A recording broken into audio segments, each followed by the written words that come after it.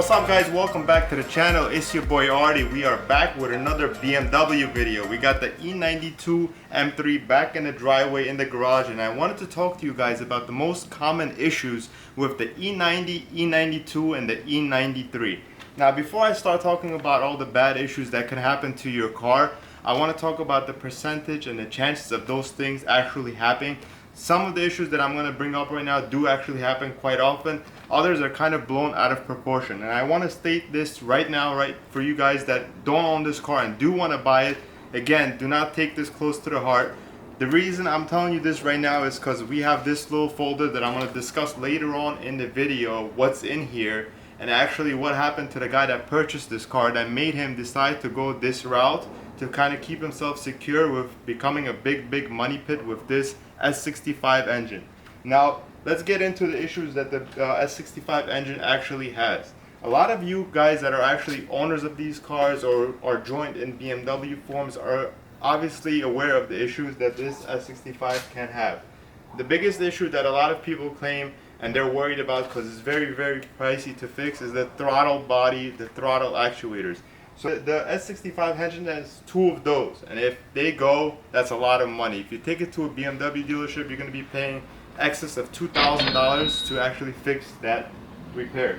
It's very pricey, but if you're a guy can wrench on it at home, you might be able to shop around and get $800, $900 each one. So it's depending on parts. Again, it's cheaper to work on these cars at home or go this route that we have in the folder. Now let's talk about this, and then I'll talk about the other issue. So the gentleman was worried. He bought this car, he was really excited about it, but it is a high mile example, so he was very stressed out and, you know, kind of like not at ease. And the worst thing to do is have one of these beautiful machines, a powerful V8 that needs to be driven in a garage, but not want to take it out and not want to push it to its maximum.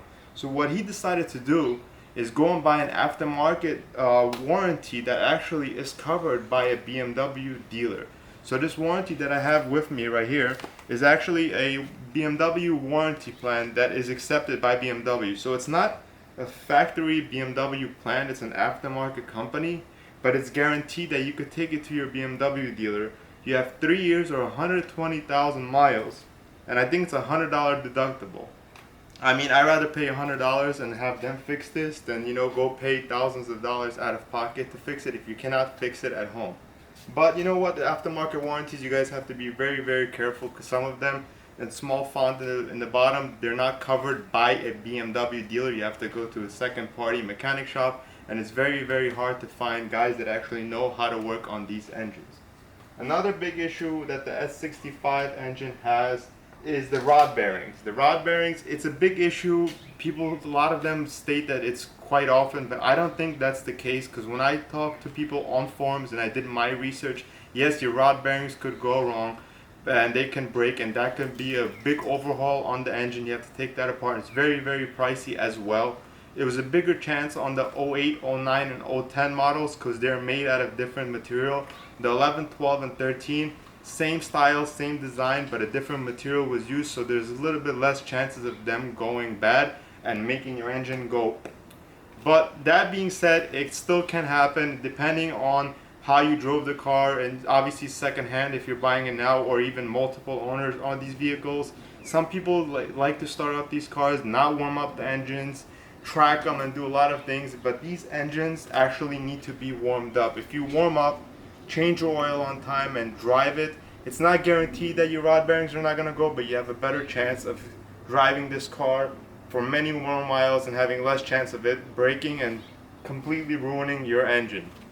Those are the two common things that are wrong with the S65 engine. You could have electronical issues. Obviously there's issues with things going wrong with the back lights not working or your regulators in your windows.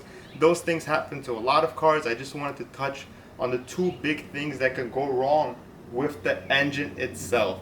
Now there's obviously wearing on the clutch, whether you're going to get a 6-speed manual or DCT, that's up to you guys, and those things can go bad as well depending on how you drive your vehicle. Just want to cover this and want to cover the aftermarket warranty. I honestly think aftermarket warranties, I had one on an SL55 which is very bad, did not cover anything. It was like a complete scam.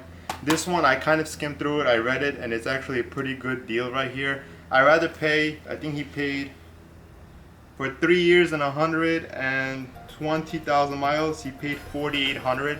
That's a lot of money, but you know what? You rather pay that 4,800 and actually drive your car than have a garage clean. So hey guys, thanks again for watching another video. If you're new to the channel, go ahead and smash that subscribe button. I'll catch y'all in the next video. Peace.